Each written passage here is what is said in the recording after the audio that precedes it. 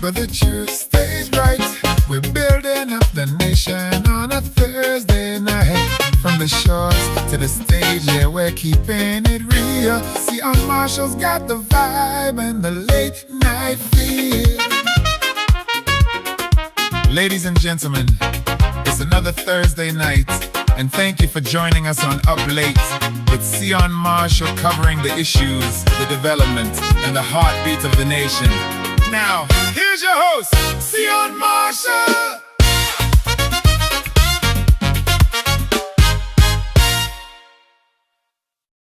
And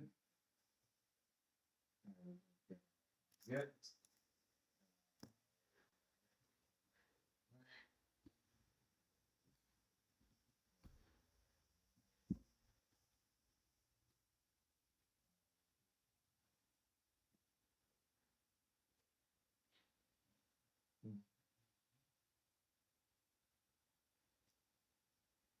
Oh,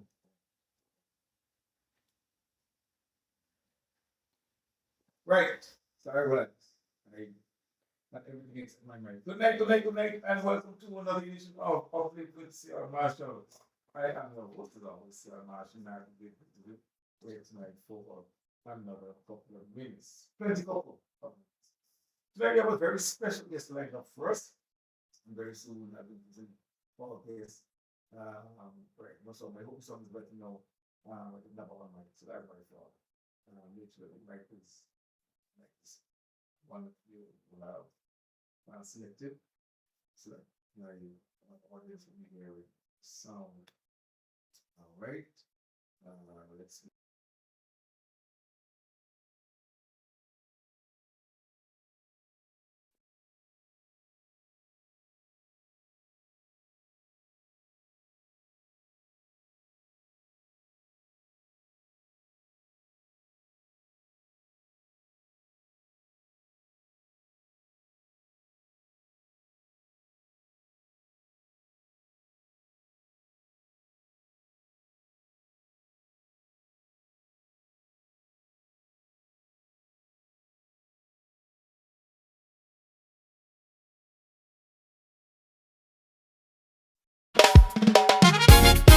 The sun goes down, but the truth stays right. We're building up the nation on a Thursday night. From the shores to the stage, yeah, we're keeping it real. Sehon Marshall's got the vibe and the late night feel. Ladies and gentlemen, it's another Thursday night, and thank you for joining us on Up Late with Sehon Marshall covering the issues, the development, and the heartbeat of the nation. Now, here's your host, Sehon Marshall.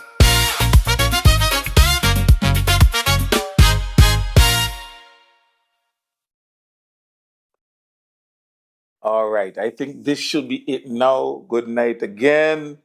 Yes, and that was my fault because I actually started off putting on my mic, and so that created some problem. But just give me a thumbs up if by now you are hearing the sound. If it's much better, just give me a thumbs up so I would know that it is and that you're hearing well. All right, Vermont is in the house. Carlos is in the house, and she's present. Epsi, let me know you were there from the very beginning. Let me know that the sound is back. And okay, I'm still waiting for somebody to tell me, yes, we're hearing. Please, somebody tell me, yes, we're hearing. Yes, we're hearing. All right. Okay, yes, the sound is better. All right. Wonderful, Brother Mason. Boy, Kojo. All right. Okay, yes. Right. All right, so my apologies for that. And that was my error because I had everything else set up, but the microphone. So like I said, tonight I have a very, very special guest, and that guest will be joining us very shortly. But as usual, I want to do the preliminaries first, the good night, the thank you for always supporting Uplift with Sion Marshall, as well as the other things on this platform. I want to ask you to continue to support it, like, share. I'm still hoping that individuals who look at the program on YouTube would subscribe. A lot of individuals are watching it on YouTube, but they are not subscribing. They're just looking at it. I would love for you to give a subscribe so that you can help in growing the channel and more persons would get to see the program. I'm always overwhelmed daily as I walk through the streets and people see me and reach out to me simply by saying, present please. That is very heartwarming, and I really, really appreciate that. All right. I really do appreciate that. So keep shouting me. It makes me smile all the time, and I always respond in kind, present please. Um, and that is the program that really has, I mean, the NDP going mad, mad, mad, mad, mad, mad, mad, mad. So continue to like, continue to share. Please subscribe so that the program can go far and wide. And as always, again, I say please continue to send your contributions. Now I didn't do a present please today. Today was a up and down day for me out in the world. And I thought, you know what? I'm going to be on tonight anyway, so maybe I don't need to rush it and roast up something. Although I had something planned out to deal with on present please. I'll probably deal with that tomorrow. Um, so let me apologize for not having that commentary today, but be sure that that commentary would be up tomorrow night. Is the guest in studio already? All right, so my guest is already in studio. Just to give an overview tonight, now within the last couple of days, maybe about a week or so, week and a half, there's been a lot of discussions about the tourism sector in St. Vincent and the Grenadines. And you hear conflicting views, viewpoint, impressions about that sector. Sometimes I wonder if, we have multiple tourism sectors here because you hear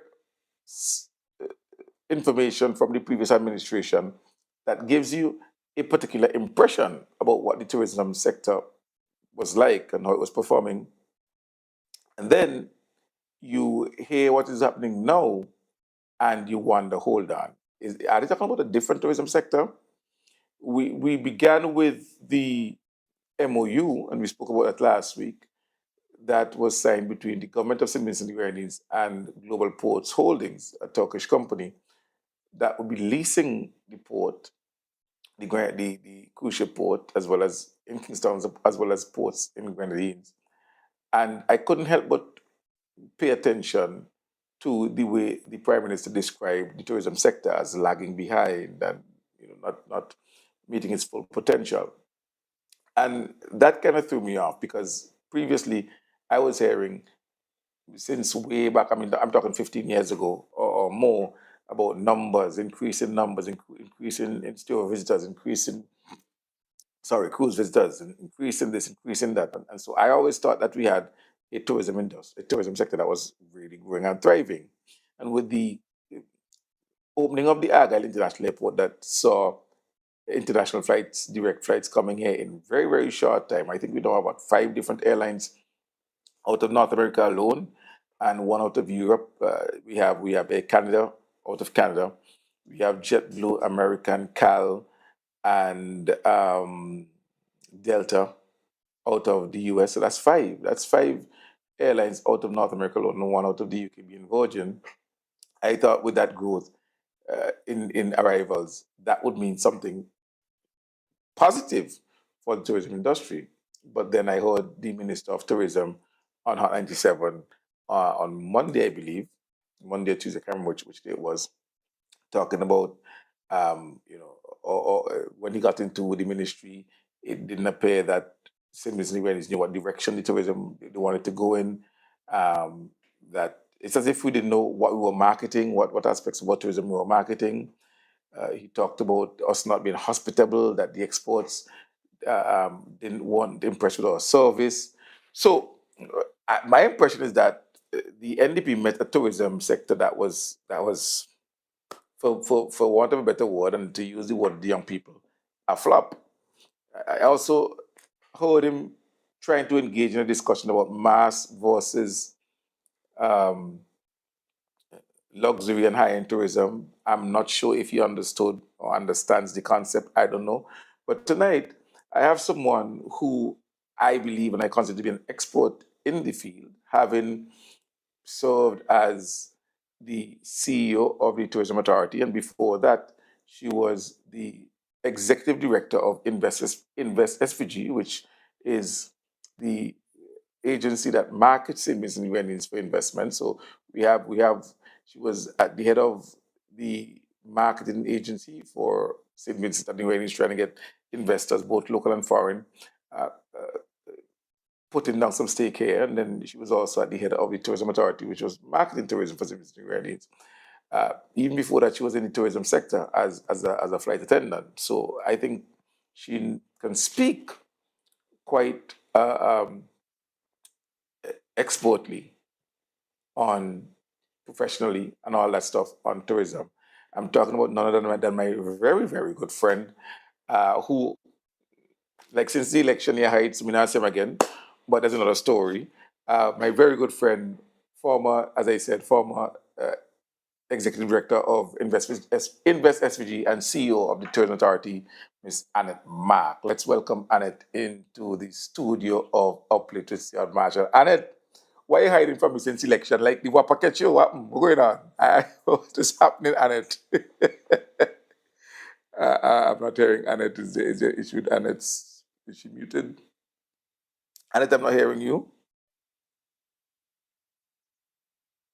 I'm not hearing you at all. I'm seeing your lips moving and I'm able to read the lips, but I hear you. I hear you. I hear you. Hey, can you hear me now? I'm hearing you now. Can you hear me now? Yes. The mic was muted. Always Right. check that first. Right. Right. Right. Good Yes. night. Good night, Sion, and I'm not hiding from you. I'm not hiding from anyone. Actually, I've been out and about. I just don't think that our paths cross as often. Or the only time I hear it from you is on the telephone or present, please. Exactly. Exactly. Oh, exactly. When you say present, please, right? Yeah. Um, So, um, but how has it been though? I know since the change of administration, you're no longer in the post. So how has it been since you've left the post? pretty good, you know. I've gone back into my original profession as an attorney at law. I'm starting from scratch, but it's going good so far. What can I say? I am actually living a life where even though the pressure is there, it's a different kind of pressure, a different kind of stress. And, sometimes I have to kind of catch myself and say, well, hey, oh, wow. Oh no, oh no, no, I don't have to do that. No, no, I don't wake up in a panic anymore that I have to meet Right, these right, right, deadlines, you know. But right. yeah, it's been pretty good so far. All right. Well, Annette, a lot has been happening in tourism, um, and specifically investments in tourism or proposed investments in tourism.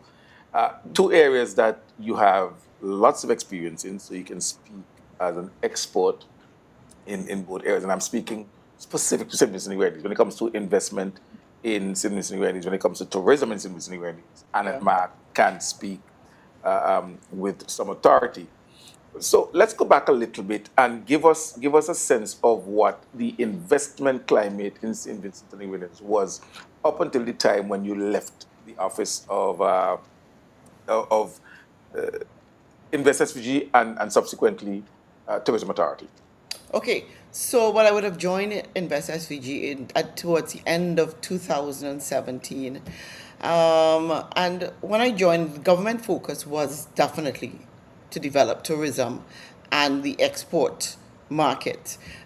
We tried our best. We reorganized the organization. We moved some people around and started focusing on those two main pillars.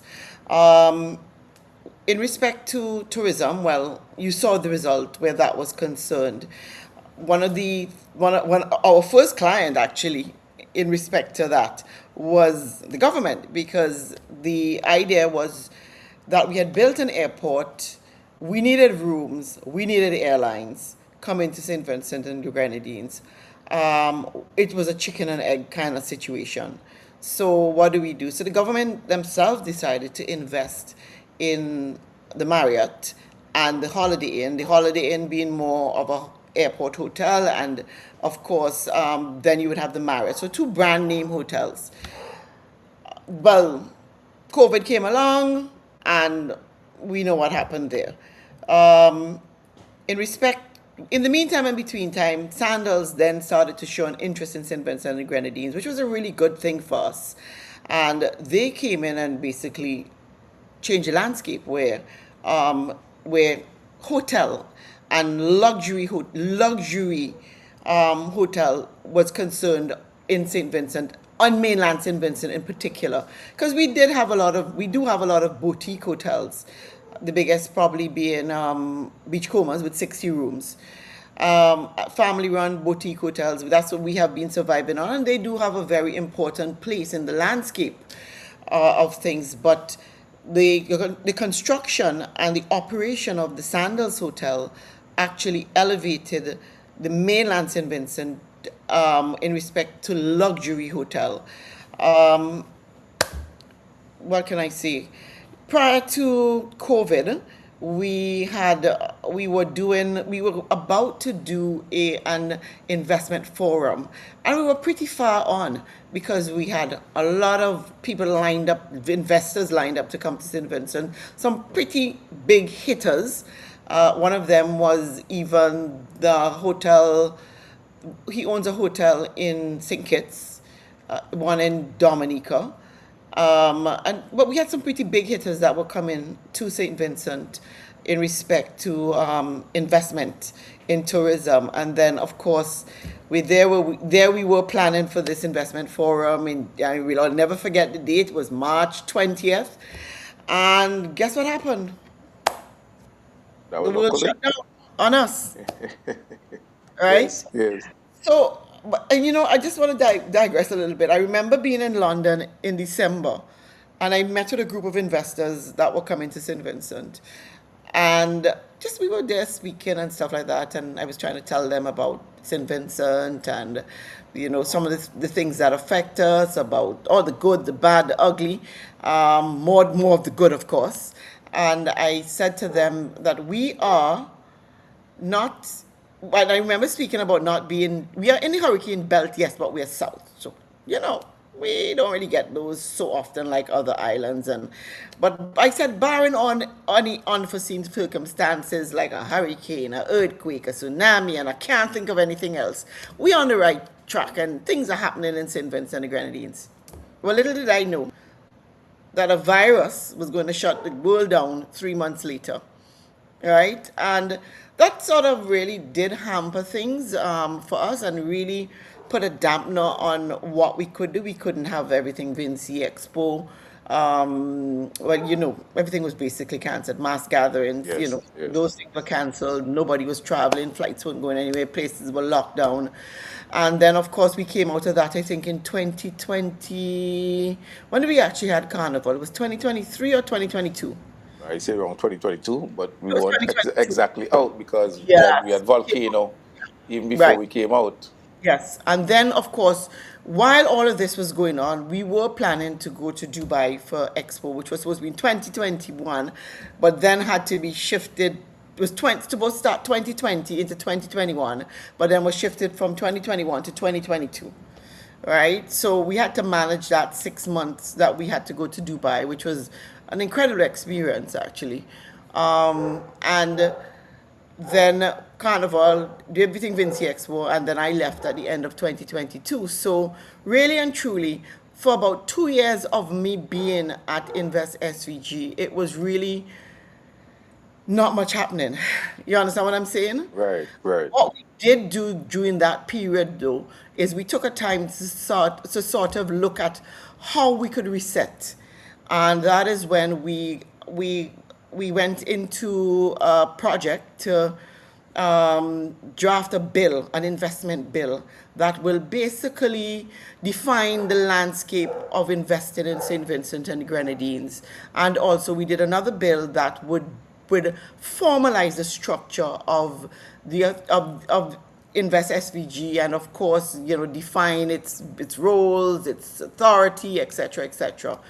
And we did that in conjunction with the IDB and Compete Caribbean. So those two bills were actually drafted.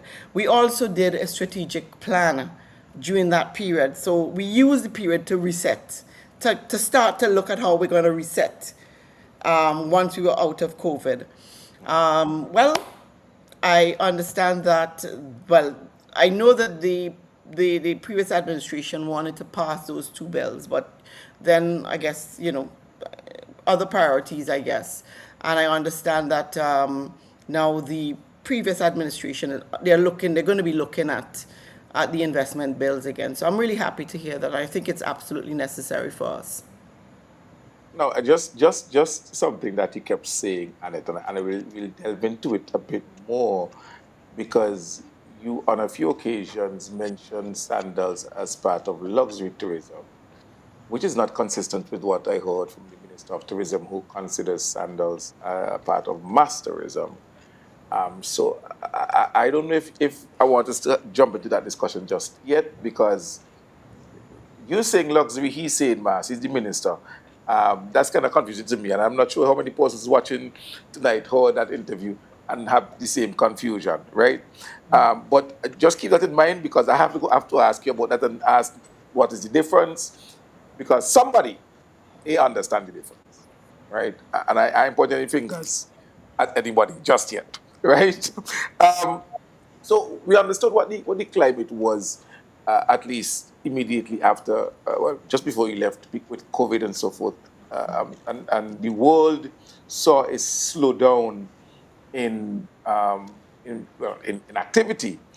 But prior to that, you mentioned that we had the government doing some investing, and we also had Sanders looking, which to me suggests that there was something positive about the climate of investment here, and that people were looking to St. Vincent and the Grenadines. Yeah, definitely. I guess you paused for me to respond, right? Yes, Yeah. yes. Oh, yeah, definitely. We had a lot of interest in St. Vincent and the Grenadines. Remember, we had just built an airport. Um, St. Vincent is what I would consider, I guess, for most people, virgin territories. Brands are looking for different destinations for their clients. So you would find like Marriott, when we engaged Marriott, they were very interested. We actually engaged a number of hotels and we settled with Marriott eventually. And for them, they said to us that when we met with them, the reason why they had an interest in St. Vincent was actually the Black Sand Beach, Okay, right? Where other brands were interesting. speaking about other things, White right? sand, yeah, okay. And they said to us they didn't have a Black Sand Beach in their portfolio, or maybe they did in Hawaii, but not on this side of the world, right? So Okay, to them, that was a novelty that they believe that their tourists would be interested in.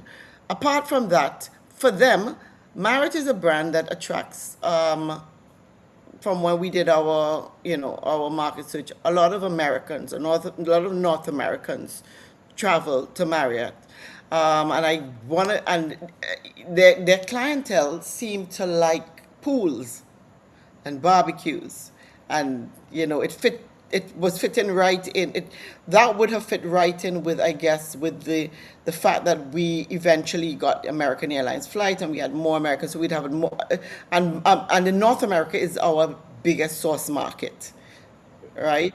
The US is our big, not North America, the US is our biggest source market, okay, right? So that would have fit perfectly in. So for them, the black sand was not a deterrent, and we like that. So okay. that was the reason why we eventually, although we were speaking to other brands, we eventually settled with Marriott. Now, somebody listening tonight, Annette, who would hear you talk about Marriott, would hear you talk about Sandals and so forth, and the investor forum and big hitters coming in. And they may wonder, but what about the local investors? How engaged were you at Invest SVG with local investors as well? But one of the things I made sure when I came to Invest SVG is every opportunity I got, I said the same incentives that we offer to foreign investors, we also offer to local investors. And that was evident in the latter part of me being at Invest SVG with Maya Suites. Okay, That is a local investor, all okay, right? And we worked with him and he got his incentives. So, and his concessions. So it is exactly what we would offer to a a foreign investor that we would offer to the local investors. And every opportunity that I got, I said it. Every time I was out and I was speaking about foreign direct investment, I would speak about this is offered to local people. And personally, I do believe that there are certain, not everybody has the capacity to build a hotel. Right. There are certain investments that I really do think, and one of the things I heard Minister Shallow speaking about the other day, and I completely agreed with him, and that I think that there are certain investments that we really can, locals should really get involved in, such as the zip line. Those sort of investments. I think those are things that locals can definitely jump on. You know, and why not? Now, If you said you a said foreign Annette, American investor come in and do something like that, you you know. said that the incentives given to Maya Suite were the same incentives that would be given to a foreign Scaled, investor. but scaled. It will Right. really, yes, it really depends on, it's under the tourism, the Hotel Aids Act, Okay. right? And they are, for construction, they're investments. You make your application, blah, blah, blah, and the government will look at certain parameters, the value of the investment, the jobs being created, and, basically what value it brings to the economy, and then they will decide on the term of the investment. Although I do believe that, if I remember correctly, that it is set out in the Hotel Aid Act, Okay. like how many Because years as they would I'm, give, I'm depending. sure you know that there's been a lot of controversy created over what many are terming as some ridiculously sweet deal that Sandals got. Individuals have been writing about it, or suggesting that somehow Sandals has gotten, the whole keg.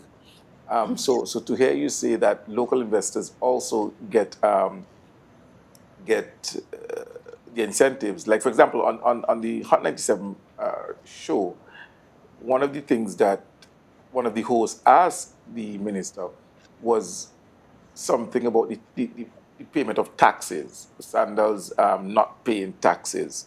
And so that has become a significant talking point, where it is suggested, or it is said rather, that Sandals isn't paying any taxes, but the locals are paying taxes and they too are creating employment. How do you respond to that? Well, I want to believe, these investments are scaled. I mean, these investments are scaled, and so too would be the incentives that the hotels get. I mean, I would not expect that someone building a 30-room hotel will get the same as someone who's building a 300-room hotel resort, as a matter of fact. And my question is, we talk about Sandals getting these incentives, but this is a $300 million investment, US dollar investment. And, I would love to know if we have that sort of investment in St. Vincent, in one property anywhere in St. Vincent and the Grenadines. Is there that kind of investment? Not only that, when Sandals came into St. Vincent, they would have been taking a risk on a virgin territory, a good risk, by the way, a good calculated risk, on an island that was emerging. Our tourism is emerging, right? So we have always had luxury tourism in the Grenadines, but not on mainland. Right. So there were factors to consider. I I wonder, and when I hear this, I ask myself, does anybody consider the fact that Mustique, there's an act of parliament that actually governs Mustique and Canawan, and there are certain incentives that are given. I mean, do we consider those that also? I mean, so for me, Sandals, I don't know the deal. I don't know the specifics of the deal, or the, I would, let me not say deal. It's not a deal. I don't know what was agreed to, the specifics of what was agreed to, but I want to believe that it is in keeping with their investment. And I want to believe that anybody else who comes right now, um, that that is the sort of of incentives that they will get depending on their investment, and we would be foolhardy not to do that, because if we don't, hear what, they're going to the next island, right? Not only that, in my opinion, you can't just look at they're not paying taxes. They have employed close to 1,000 people. That is now. We're not speaking about prior during the construction, right? Taxi drivers have benefited. Tour operators have benefited.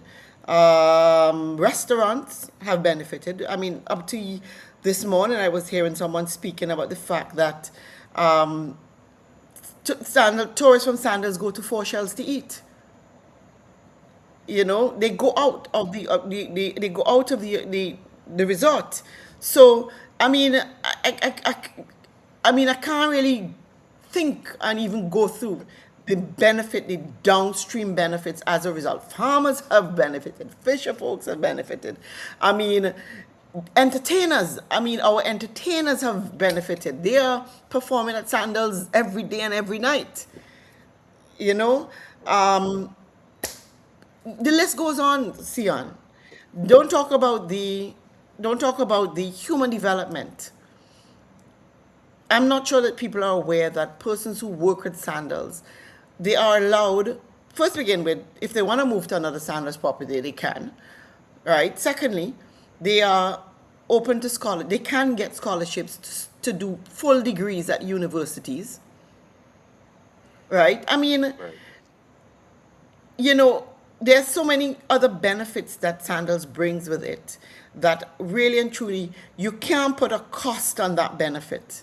You can't put a price on that benefit. I'm not even going to speak about the marketing of the destination. Sandals is literally the only brand that I know of that markets the destination that they're in. The kind of marketing that Sandals does for St. Vincent and the Grenadines, and that we at the Tourism Authority, while I was there, had partnered with Sandals to do. Hey, listen, I don't even think, I don't want to go into the budget, but we don't have that money to do it.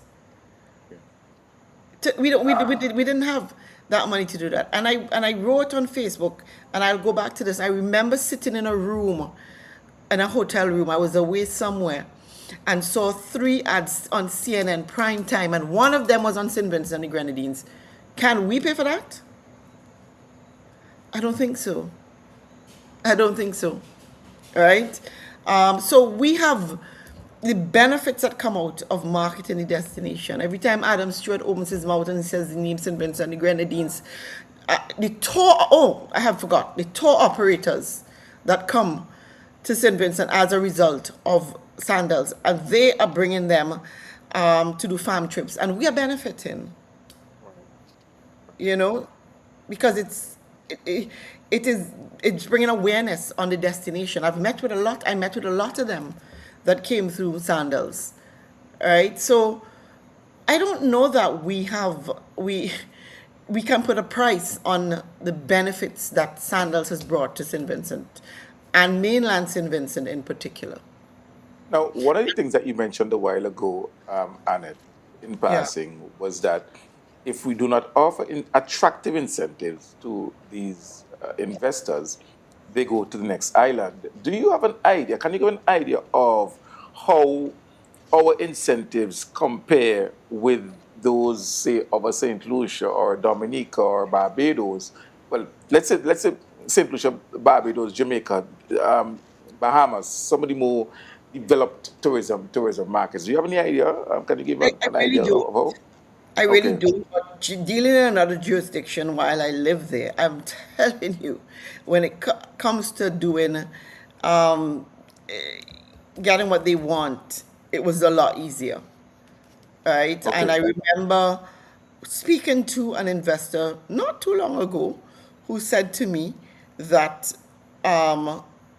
when they were in that jurisdiction, and they're still there, and they remembered how easy it was to negotiate the incentives in that jurisdiction. Right? So, um, everybody right now, we are competing against each other for Right. market share where Right. tourism is concerned.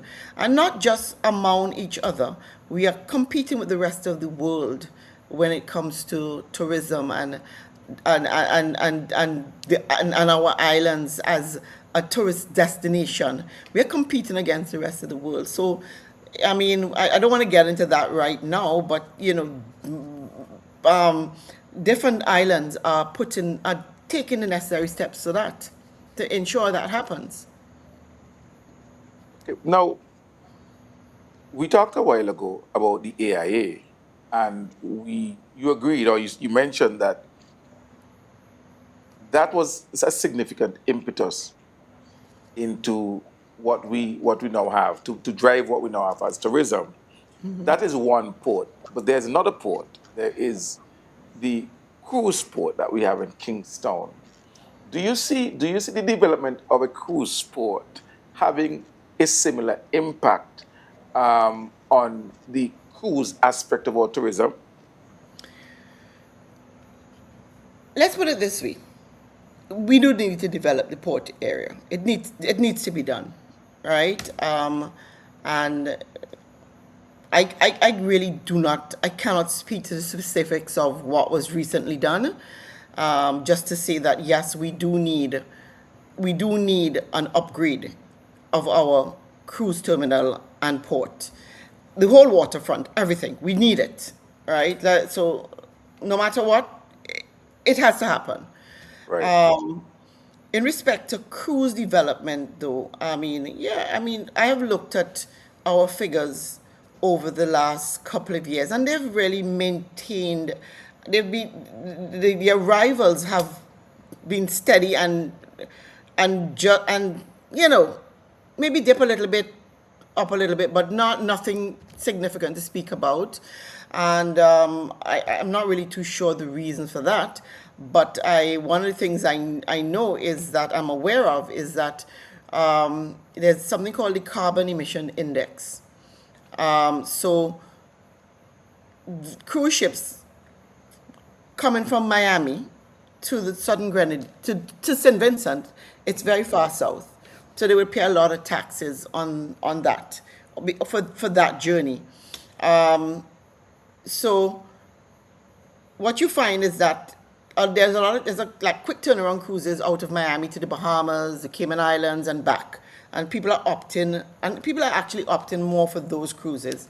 When we get the major big cruise liners that come to St. Vincent, it is normally some of them, if not most of them, are out of Europe, and you find out they sail in for 30 days, right? Okay.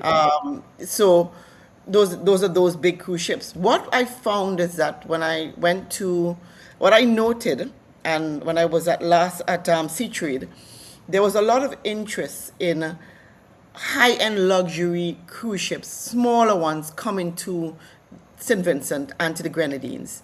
Um, and the reason for that is that those high-end tourists that are on that cruise ship, they are looking for a unique and exclusive experience. So those ships will go into like Beckway, Canawan. Some even wanted to go to Mustique, but we know that wasn't going to happen. Myro, right? And they're looking for exclusive experiences. So I remember speaking to Silver Seas and making arrangements with them to meet with Canawan so that they could go to Canawan and have those experiences. And I think it might have been, I can't remember if it was one of the hotels there that they dealt with. So so while we have more of those ships, we don't have more of the bigger ships. We have more of the smaller ships. So it's sort of equaling out, if you understand what I mean, with the numbers and the arrivals, right? Okay. Whether that is good for us in that those are persons who will spend, and we might be able to convert to come back as stay-over visitors. That in that sense, yes, I see it as being very good. Plus, Right. it's the carbon footprint is less, so when they come to Grenadines rather than the big huge ships, right? And I know the taxi drivers want to see the big huge ships because lots of Right. work for them when they come. Yes, we need those too, right? But that is what the trend that I was seeing. Furthermore, Barbados was not doing as much home porting after the COVID. So it reduced the number of large ships that also were coming to St. Vincent. And also the port in Puerto Rico, they had reduced their home porting because I think they wanted construction. Okay. So we used to get ships out of Puerto Rico also, rather than coming from all the way from Miami. Okay. So that sort of reduced the larger size ships coming to St. Vincent. However, like I said, it was replaced with these smaller ships. Going forward, you know, I the cruise ship industry, tourism in the industry on a whole is very fickle, and you know what could happen with the cruise ship industry. One little virus, one thing, shut down the whole industry, right? Right. Right. Furthermore, those tourists that come to St. Vincent, generally speaking, the spend is not as big as when you have the stayover arrivals, if you understand what I mean, Right. right? So they come off, yes, they will have a prearranged tour, probably they will walk Kingstown, blah, blah, blah, whatever, right? But their spend is not as huge for the island. The economic benefit is not as huge. The head tax that the government get, whatever, right? But I'm not sure that what we want to grow is our stayover arrivals, right? So that we get the taxi drivers, the restaurants, the hotels, the whatever. That's where we want to grow. We don't want mass tourism. Um, you have jumped right into something that I'm not even ready to discuss with you yet. Um, but as you spoke before, now before I jump into it, I'm on it. So now we're looking at the different subsectors. You're talking cruise. You're talking stay over arrivals. I'm sure we also went to things like honeymooning. I mean, St. Lucia is big on that, but I'm sure we did that as well, and also we do some dive tourism. Um, of let's say of the three major ones, I would say the major ones: dive, which is yachting and diving, cruise, and the stayovers. Would you say that cruise would probably be the least lucrative of the bunch? Um, I would probably say for now, yes. Right? I mean, we don't really have major duty free shops. We're not a duty free port, that persons will come ashore and sell. I mean, I don't know if that is what will happen down the road. Um, but I'm not saying that it is not lucrative, but for me, when you look in sustainability, I wouldn't look at the cruise industry, right? Um, because that in itself can be so you are the what can think the dynamics of cruise tourism can change so easily and so quickly. Like for instance, you might be getting a cruise ship come a cruise line coming in, bringing in people, whatever, and then all of a sudden they pull out for whatever reason you don't know. I mean, they might give their reason, or they might what you've lost that. You understand what I mean? Right. Or they might find that another destination is more lucrative, or you might have some tax that it might be so. For me, unless you are like a really like a duty report that persons are coming in, and then let's keep in mind too, most cruises when they're coming, like say for instance a cruise is coming um, out of Puerto Rico. Just say, for instance, right? They would probably stop in St. Martin on their way here, big duty free port. They would probably stop in Antigua on their way here, duty-free port. They might stop in St. Lucia duty-free port. By the time they get to St. Vincent, what are they really buying? Yeah, we taking them on. You understand what I'm saying? I And got you.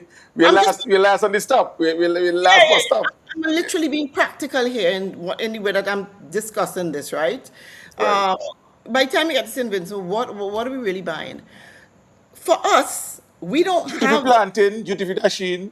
but what we Mm-hmm. have local stuff that can appeal to them. Right. Right? So it is for us to ensure that we give those persons, those small businesses, the whatever they need to be able to get their crafts out to these people. Right. Right? I Right. mean, I know, for instance, that there was a French cruise ship that used to come into St. Vincent. I don't know if it still does. And when they come in, Jazzy's was sold out. Okay. Sold out. And by the way, Jazzy is one of those local companies that investors usually worked with That's over the right. years. That's Yes. right. Yep. Literally sold out. They came in, they went to her, they bought out the store. Her product is that good. So, that is something that I wanted to do. And I had spoken to, I think it was MSC, oh my God, someone at FCCA. We had brief conversations on probably trying to do an online catalog of what is available, so persons before they even get to Sinbis, they could see some of the products that we had here, right? So, and when you look at and I'm not even speaking, I'm not even speaking off the cuff, because the Brer report, when you look at the Brer report, the least spend, one St. Vincent is one of those islands that you have the least spend onshore, right? Okay. And that actually comes out of the Brer report that is done by FCCA, right? And there are a number of things that But somebody might argue on it that it's because we have nothing to offer the tourists because we have nothing to do. People would say, oh, when you come, and I listen to the discussion on radio, when they come, all they do is go up Fort Charlotte or whatever. We have listen, nothing that of interest to the tourists. That's why that doesn't happen. that is not true, We have a lot to do. But what we need to do is make what we have to do so immersive. So, the experience is one of a kind when you go. I mean, I agree with you. When I drive down to Darkview Falls, for instance, I go there, I go across, I walk across to the waterfall. It is beautiful. I take some pictures. They might have somebody selling something there. They might have somebody playing the drums. There's no experience. There's nothing for Okay. me to walk away with and talk about. You Right. understand what I'm saying? There's no wow factor, right? So we have things to do. We just need to work on them and make sure that when persons come to St. Vincent, that they get that experience, that when they leave, they need to come back for vacation. You understand Now, what I'm I, saying? I notice as well, Annette, that I guess our brand of Christianity different than everywhere else, including the Europeans. And here's where I'm going with this. You go to mainland Europe, all of the churches are open, but you can't go in there unless you're paying 30 euros, 40 euros for a tour of the church. Same thing if you go to the UK. It's a beautiful church, this very famous church. I remember the last time I was in Barcelona. There's this very famous church in Barcelona. The lines are wrapping around the church to get in, and you pay something like, I can't remember, it's almost 60 euros just to walk around and get a tour of the church, and they tell you all the history of the church and so on and so forth. In St. Vincent, they would just walk in Methodist Church, walk Yeah. in Catholic Church, walk in Anglican Church, the Adventist Church that's there as well. All of these are historical things, and maybe the churches don't think that it's somehow sinful to have them open and have people pay to hear about the history of the church. Well, Sion, all I will say to that is, I am not going to argue with the clergy and what they want to do with their churches, because that is totally out of my realm. You're not going to let Donald Trump and argue with the Pope now? It's not going to argue with them. You know? So, But the thing is, that is something to do. Okay, even if you don't want to charge for it, but I think you should charge for it because you have to have yeah, a tour guide and you have to do the upkeep and so yeah. forth. But Yeah. that is something to do. That's part of the experience as well. Yeah, I completely agree with you. And we do have some beautiful churches in We have some Kingstown. beautiful churches, absolutely. Like I said, I'm Now, not arguing with the clergy on that. now let's talk a little bit about mass versus luxury tourism. You said we have luxury tourism on the mainland by way of Sandals. I saw someone earlier, I believe, Akila, I believe, was the name of the person who says Sandals is luxury. But according to our Minister of Tourism, Sandals is mass tourism. Give us first of all, Annette, an understanding of what is luxury versus mass tourism and explain the difference with what we have specific to our product. Okay, before I go there, let me just say that I'm speaking not from, because I don't know what the policy of the tourism authority is and where they're planning to how they're planning to position St. Vincent and the Grenadines. So I'm solely just speaking on what I know that we and Minister Carlos James, what we were doing, how we were positioning the island. So we do have certain niche areas that, which would be romance. It would be Now, yacht. let me cut you. Let me cut you because I want. That's another question I have done. So I So wanted to those are dovetail the it. No. As in, I wanted to dovetail both questions because another thing that the minister said was that when he yes. got there, he found that there wasn't any real direction with what we had with policy and so forth. That he wasn't sure where we were going and what we were marketing and so on and so forth. So I got the impression that tourism under the ULP was just not happening, and super shallow is here to fix it. Now you don't have to adapt that nomenclature. But as far as he sounds, there was nothing. There was no direction. There was we weren't sure what we were marketing. We weren't sure what we were doing, and so now they're trying to figure that out. So I guess you could address all of that in your response. Okay. So, like I said, I'm speaking solely from what I know, being at Tourism Authority under the guide of Carlos James, right? Yes. So like I said, there were certain niche sectors that we were promoting: romance, yachting and sailing. We were promoting. And these are the traditional ones: romance, yachting and sailing, luxury tourism, and I hope I haven't forgotten anything. Ecotourism also, right? Now, the thing about it is those are really the traditional areas that we have always been promoting, but and we continue to promote. We also looked though at the fact that we have a tourist season, an on-off tourist season, and we have planes coming to St. Vincent, we have beds to fill, and we want this to be more all year round. So we actually came up with doing event tourism. And there were a number of events that were planned throughout the year that we wanted to do, to include the music festival next year. We also did the Emancipation Cricket Festival, Masters. We did Man versus Nature, sports tourism, another area we were looking at. So we were partnering with a couple of concerts and events, and really had planned to work along more with them.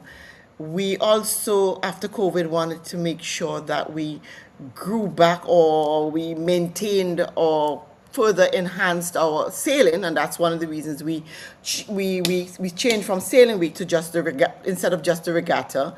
And everybody know that the regatta had taken a hiatus because of COVID, and nothing was happening, and we were literally about to lose that spot on the calendar. So we needed to do something like right away, so that to make sure that we maintain that regatta spot, right? So there were those areas that we were focusing on. On top of that, you would have heard Carlos speak about the fact. So while we were building all of this, we were also focusing on the fact that we were we needed to speak to the airlines, increase frequency. We needed to increase rooms incrementally, because right now, one of the issues we have is that we do have a lack of rooms in St. Vincent and the Grenadines. Even with the addition of close to 400 plus recently. With Sandals. Yeah, Well, Sandals was 300 something, Holiday Inn was 90 something, Maya. So yeah, we had at least close to 500 rooms added recently. yes, we do. Okay. And I'm really speaking more of registered rooms, huh? Yes, With yes, tourism yes. authority. We do have a lot of Airbnbs, and we had averaged that with the number of Airbnbs after we had gone through, we did our assessment, etc. We could have added, if we could register the Airbnbs with the tourism authority, and of course, anyway, I wouldn't say it. But if we could have registered the Airbnbs with the tourism authority, we could have added another 1,100 rooms to our room stock, right? And we averaged out each Airbnb, because some of them are 2 bedrooms, 1 bedroom, 3 bedrooms, 4 bedrooms, 6 up to 8 bedrooms you have, right? So we just Right. averaged that each would have 3 bedrooms, and that's how we averaged it out to Right. come up to the 1,100, right? So we know that we also have some short-term rentals that are not registered with the tourism authority. We have the rooms on Mustique that we wanted to register. Those are not registered either. All right. So this is how we were planning to build out over the next 3 to 5 years, by increasing the flight arrivals, adding new airlines, but at the same time adding new rooms through the build out of hotels such as Beaches, Marriott. There was supposed to be, we were looking also at a hotel in Cumberland. Cumberland, yes. Yeah. And I'm trying to remember if I have all the rooms. I can't remember. I think those were the main ones that we were looking at. So it was sort of like a planned and a phased approach to building out the tourism product, making it sustainable as we grow. Not just relying on cruise ship arrivals, or you understand what I mean? Right, right, right. We did have a strategic plan when I got to the tourism authority, which was just completed. And it was a company out of Barbados, and Joel Providence was instrumental with that strategic plan. So there were plans, it wasn't adopted wholesale, but there were aspects of the plan that we were adopting, right? So the other thing that we were looking at doing, and very importantly, was the experiences for persons when they came to St. Vincent and the Grenadines. And we wanted to make sure, not just for the sites, that when you came, you had your experience when you go to the different establishments, etc. We were looking at an app, which was a visitor experience app. We wanted to adopt that. So when you come in, you could download this app. So if you could start to rate your experience from the airport, basically. Right? Okay. Immediate feedback to us. Right. So there were just a number of things that we were looking at doing. So it's not as though we were there just going along, let's see what happens tomorrow. Right, right. We will figure it out. There were plans afoot as to how we were going to develop our tourism product, and there were also plans afoot as to how we were going to market that product, right? So, like I said, we did have the strategic plan that we were working with, and of course, there were a number of things that the Minister James and I were working on, and I'm going to go back to the product in particular. We were looking at new products, because yes, we have these wonderful sites. We have these sites. Let me not say that. But when we went out to speak to, like, say, for the cruise ships, for instance, they would tell us, "Oh, your sites are lovely, but they're boring." Right. Right? This is what we're getting, the feedback we're getting. They're boring, So I'm not talking from hearsay, I'm talking from first-hand experience being at Sea Trade and speaking to the cruise ships, right? So this is why we wanted to make sure that when persons come to St. Vincent, that we were able to develop sites, new sites and current sites, to make sure that there was that immersive experience when you came here. I am a firm believer, and that was one of the things that I was looking at, that we have not tapped into our Garifuna heritage enough. There is a story there, Sion. Yes, You yes, understand that tourists like yes. stories? Stories, yes. Right. And there's a fantastic story there, right? And one of the things that we were looking at doing was an underwater park, which the government had approved prior to doing this underwater park, and it was the story of the Garafunas, Okay, right? okay, Most people did not like the name. We were calling it the Lost Passage because it was really about a sunken ship of the slaves that were coming to um to to St. Vincent. Well, right. no, the slave ship that sunk off of St. Vincent, and on what we were going to do, the person we were working with was coming to St. Vincent, and he would go around and take pictures of Garifuna people, and they would have been immortalized, and of course he would have done Chataway in statue on the water. Okay. Uh, and we would have told the story of the Garafunas. And of course, he had over 21,000, no, 2,100 journalists who would want to tell the story, including National Geographic. Well, so those are the kind of things we were looking at. We were even looking at, and I did send a proposal as part of my budget presentation for the sites. Apart from working on them, they need work, yes. We wanted to bring that immersive experience in through VR, Mm-hmm. AR. Right. You tap into your phone. You could go and do a touch screen. Digital platforms we were going to use to create that experience. So I mean, like you can easily walk into, like, say, you might be going up the volcano or something like that, and you might see, we create something, not climbing the volcano, Is it but Chateau? yeah, or the bamboo range, Okay. something would have been created there. We were even looking at doing a recreation of the fort at the fort when it was finally open, an enactment of what. So part of it would have been digital, and part of it would have been actual physical, right, through So, so, VR. so the underwater park ain't going to dolphins to swim with. Just. There was a question. What? Like Sehon Marshall. Whale. Okay, whale, blackfish. No, nothing. No swimming. Sorry. Let's get back to serious business. But let me get back to serious business. Let's get back to serious business. Right. But so we were planning, and you're absolutely right. Anyway I go, you go to get the story of the church, the story of the whatever it is, and so on. And you have audio, these audio things where you put on your headphones and you walk along and so forth. So that was there.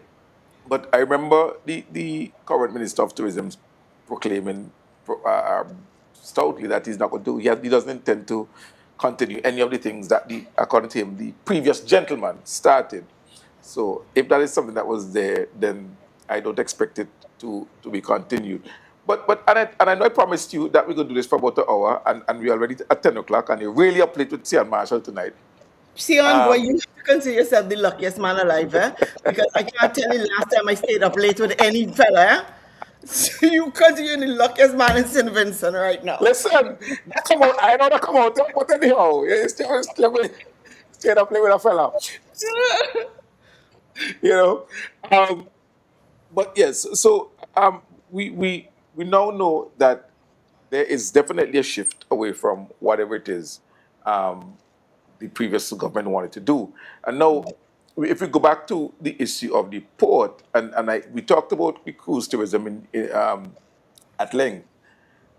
Do you see the justification of a 30-year lease? According to them, the investment of $250 million for a port that is already seen as the lowest spend in the region and is essentially at the tail end of the journey. Your thoughts on that? Sion, you know what? I really don't know how to answer that because all I've heard is what's in the press. You Right, understand what I mean? right. So I really don't know how to answer that. But what I will tell you, our port need upgrading. Our cruise Okay, terminal needs upgrading. okay, It needs, and I do believe with an upgrade that we will attract more ships to St. Vincent and the Grenadines, okay. right? And I think it's on a whole, and when you look at it like that, it is needed. All right. So I don't know what the deal is. I can't tell you if it's a good deal or a bad deal or whatever it is. But I'm telling you, it is needed. All right. Okay. And that is Okay. as honest as I could be. Right. So the final question, and we started that, we're going to swing back because we started that, we broke off in the middle of it as we started to talk about the Gary phone experience and so forth, because I want us to tap into the mass versus luxury tourism and where St. Vincent and the Grenadines is, our product is in relation to, mass versus luxury. You say you don't support mass, you're going to tell me why. Okay. So, like I said, based on what we look, if you take St. Vincent and the Grenadines, right? I want to say the words that we are unspoiled, unscripted, undiscovered. And I think what we need to do is take our unique selling points. We are diverse, right? And that is what we need to package. We don't need masterism. Okay, let me go step back a little bit. Masterism, when I think masterism, I think Jamaica, Santo Domingo, Cozumel, Cancun, Venice. And speaking of Venice, I'm not sure if you're aware that Venice is complaining about the number of tourists that come to Venice. And it's destroying the city, right? So, and masterism in itself, yeah, it could be good.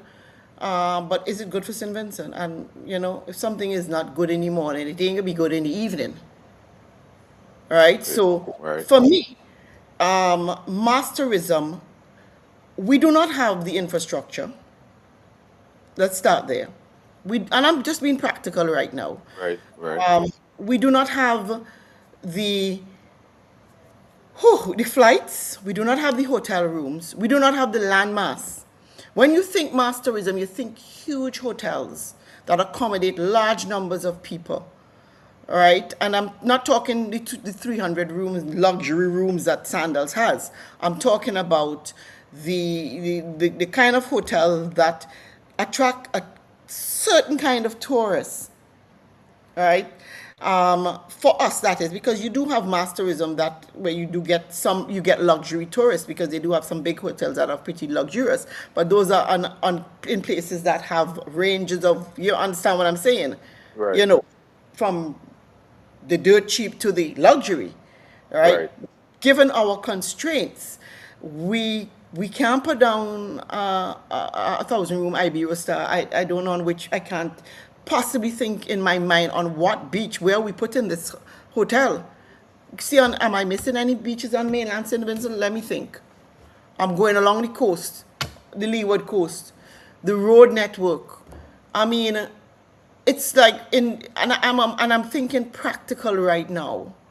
How are we going to accommodate these mass tourists? What flight they coming on? Where they staying? Look at our landscape. I can't see it.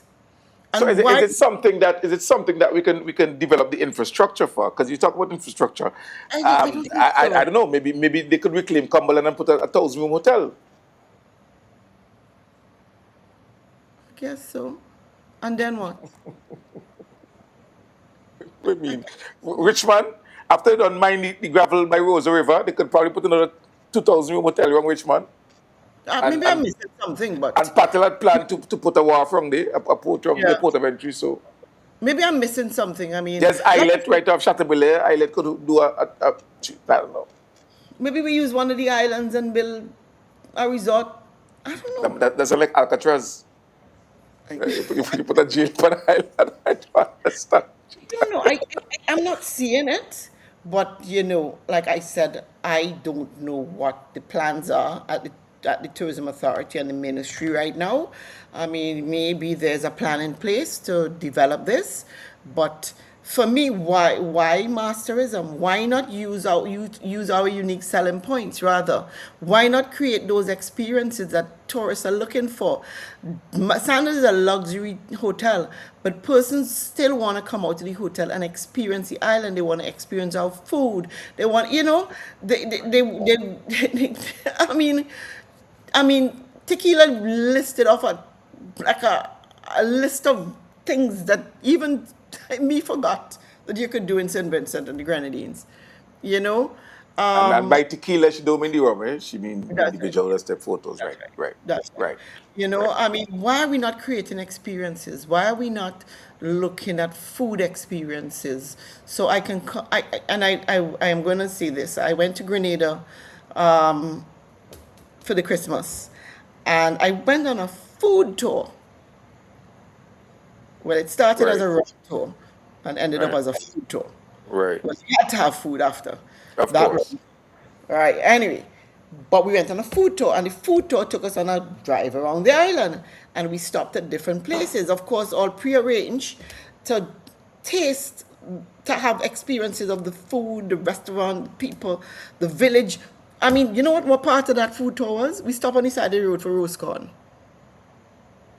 And I could name at least two places you could get rose corn. Lady in Stubbs right across from the polyclinic, rose corn is there. Right. And the fact when Aisha Speed came here, that showed us that we could do a food tour because all we did was eat. All he did was eat. So Exactly. so that is possible. That is something as you see we could tap into. Sports tourism as well, Annette. I think the VPL that we have as well as the emancipation cricket show that there is room for sports tourism. That's right. We also did we did let me get it right. We did triathlon with Sandals Foundation actually. At one point in time too. There's so many other things that you can do. Sports tourism, let's talk swimming, OECS swimming championships. Or it was here. Is it last year? Yes, last year and the year before. They had some swimming that is there's so many things that we With the can with the track at Diamond, we can now look at again Windward yes, Island Games, that's possibly right. Carifta That's Games. right. That's Yeah. right. There's so many things that we can do. At the end of the day, though, Sion, we need more rooms and we do need more flights at the end of the day. And I think that should be a major focus going forward of getting those flights to St. Vincent and but with a plan of having more rooms over the next 3 to 5 years, and that's exactly how it will work. We also need to look at the trends as to who is traveling where. And what I noted when I was at Tourism Authority is that there are a lot more tourists from South America are coming to the Caribbean. Right? So there's that trend. I mean, that was even highlighted at CTU meetings that they have seen an increase.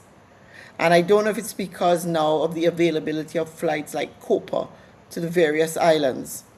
Right? I think Copa flies maybe 4 times a week to Barbados now. Okay. We may not get a Copa coming here right now, but we Right. certainly Right. can do a code sharing with one of the airlines so that persons can come to St. Vincent and the Grenadines. Right. Right?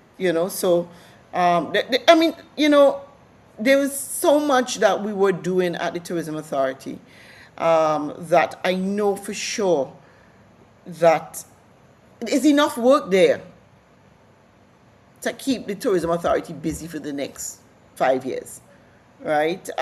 When I left the Tourism Authority, I spent the time and I did a handover report, and I tried as much as possible to put as much in that handover report as to what was happening and what the plans were moving forward.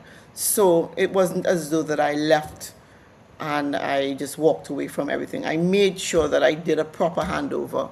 So I don't know, I can't tell you now though what are the plans and how we're going to be positioned, and I can only speak from what I know.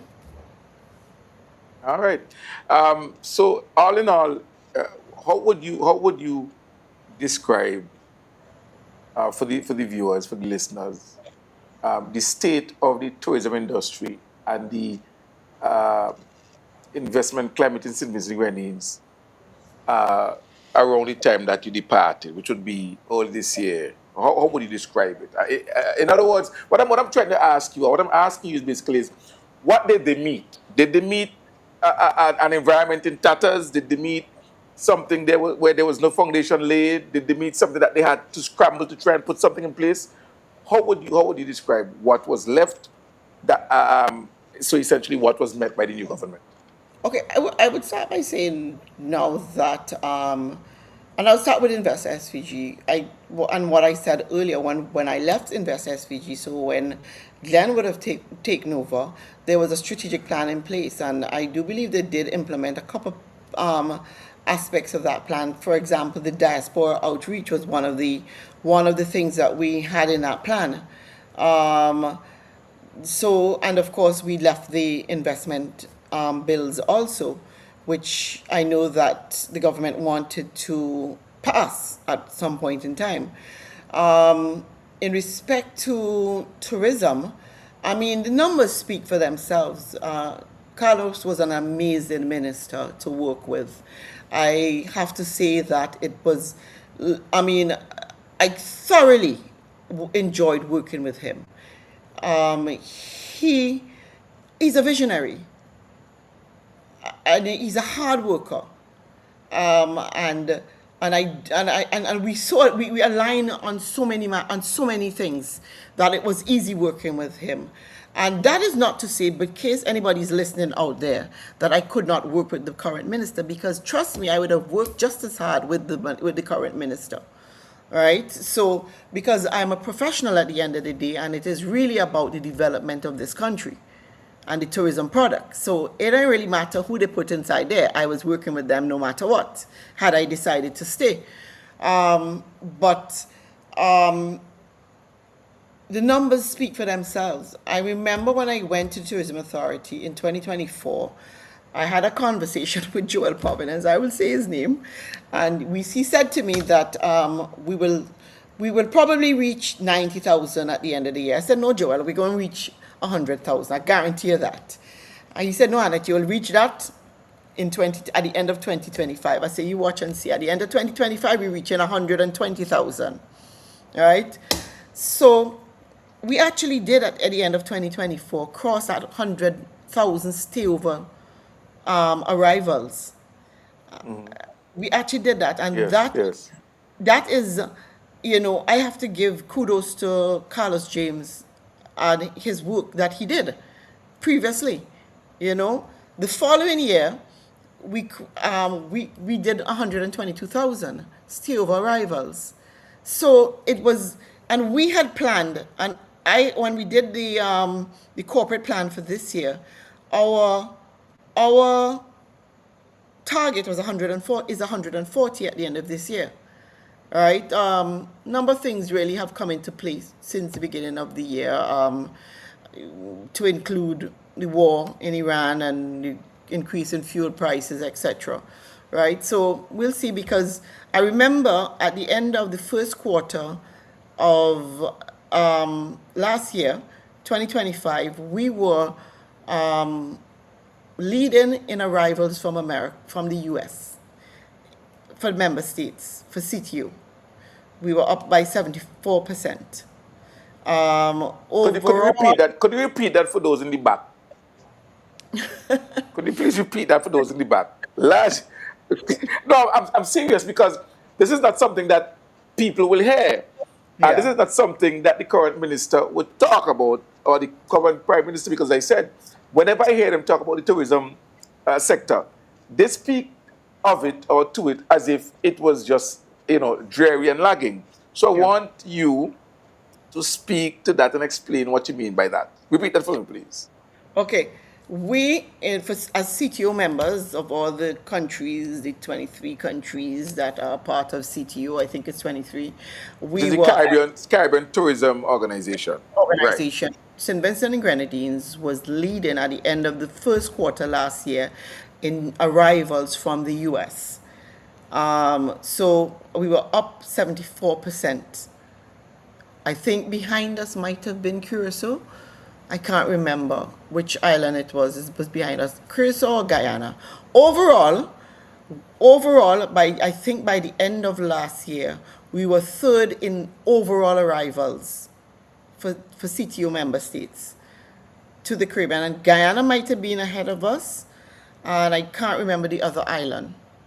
So overall, so we were doing well. I mean, we were really doing well with arrivals. I think I heard at the end of the first quarter, we might have been up by 10% in overall arrivals. I think we ended the year over, I think maybe I could be I don't want to say it. Let me not say it because I can't remember exactly how we ended the year. Because I think we had, we did, it's overall, it's arrivals by source market we used to get, and arrival overall we would get figures, and overall by sector. Right. Those are the figures that would be supplied to us, right? So the first one I spoke about was overall from the major source market, which was the US. Canadian arrivals were down, but that was down throughout the entire region. And it could be that Canadians were going, a lot of Canadians are now going, I understand, to Mexico. So, and Canadians are very much more conservative. They smell a war, they smell a recession, they don't have to come in, they start holding back. You understand? So I am not, those are some of maybe the factors that could have impacted that.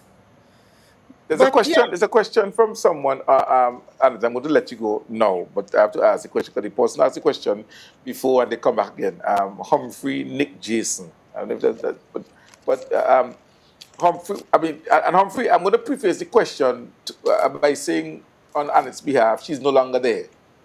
So I'm not sure how she'll be able to answer this, but he wanted to know if you believe that St. Vincent and the Grenadines will be on track to surpass the 120,000 stay visitors that we had last year. I think So we forget could. we could. We could. I mean, and that would depend on prevailing circumstances. I mean, oil prices steadying out, and we may not get to the 140, but get, we certainly could surpass it. Yeah. Yeah, and once the flights maintain, the flights that we have coming now, they are maintained. Hopefully, we may pick up additional flights. I don't know, but we could. I As you mean, it would be mentioned that, there was one question I wanted to ask you, Annette, and like it's spent the whole night with me, boy. The I know one of the things that St. Vincent and Grenadines did, and I know other countries do it as well. So it's not a St. Vincent and Grenadines thing, but I know we offered certain guarantees to airlines. I think once they get below a certain percentage in terms of capacity, we would cover the difference. Can you give us any idea as to how those guarantees are working out? I know from my own experience, I traveled a few times last year and early this year through the US, and every single time I came home on an absolutely filled flight, whether it was Cal or JetBlue, which were the two airlines I use. So what is that looking like for us, or at least up until you left? How were we doing with those guarantees in terms of having the numbers coming in, so we do not have to subsidize the airlines? okay. Let me put it this way to you, Shtia. I can't really divulge too much where that is concerned because it's those agreements are confidential. What I can tell you though is that there are only two airlines that we pay guarantees to that are coming to St. Vincent. One of them, um, most islands pay that guarantee, and do you call that that agreement? I can't remember what they call that agreement, but basically it's a one-off figure. So whether seat empty, plane empty, empty, full, that is paid, Okay. right? And I can't remember what you call that guarantee. And then you have the minimum revenue guarantee that we are in with another airline, and basically once we fall below a certain threshold in respect to the revenue made on that flight, the round trip on that flight, Right. then we have to subsidize that, Right. right? And yeah, so and we're only doing that with one airline. All the other airlines that are coming to St. Vincent, we don't have any guarantees with them. They are coming Okay. on their own. They're doing very well, as a matter of fact. And there's no real no because the demand is there. Okay. Destination, Okay. yeah. Okay. So Okay. we are good. All right, Annette. Let me thank you so much for spending the last hour and a half up late with Sehon Marshall. I would give you the opportunity to share some final thoughts, and I'd let you go to your bed. Yeah, thanks a lot for this, Sian. I mean, at the end of the day, my heart is in tourism. I mean, like you said, it's from way back. My mother used to have a hotel, and I worked with her, and so I mean, hospitality service, that's me. Okay. Good. It's very important to see St. Vincent and the Grenadines make its mark, and we need to distinguish ourselves from our neighbors, and the fact that we are an emerging destination gives us that opportunity to distinguish ourselves. We don't need to be we don't need to be follow any pact, in other words, you know. And I think we do have that offered here. We have that product that we can distinguish ourselves. We're diverse. We're 32 islands and keys. I mean, people might say, well, Bahamas have 700 islands, but they're so spread out. You know, I mean, people take for granted how accessible our islands are, but we have the product. It's for us now to find the unique selling points of our product, and that is what we have to market to the world. And we build out our tourism product in a sustainable fashion, and not just try to grab at and say this is what we're going to do, that's what we're going to do, and with no real thought of how we're going to do it, and how we're going to get there, and where we want to get to, basically systematically. So my final thoughts. All right, Janet. Thank you so much for being up late with Sehon Marshall. Based on the feedback, we having people are enjoying the program. They're thankful for the information. McGregor says good night. Helen Bailey says good night. So a lot of people are just shouting you out. And I know you wasn't see the comments, but they're saying good night to you and so forth. I have no glasses on. Glasses. I'm sorry, for women, glasses is not sexy. Yeah, so no glasses. I'm just saying. Well, let me thank you so much for doing tonight's program. I really appreciate it. All the best, and we'll talk. Great. Thanks All a right, lot, take care. Sion. Take care. Bye bye. All right.